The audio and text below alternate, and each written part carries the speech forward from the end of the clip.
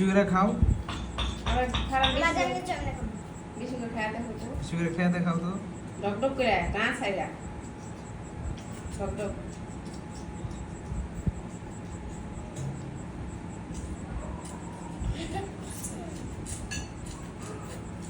আপনার একটু দিয়ে দেখো তো ওষুধ খায় আপনারা দাও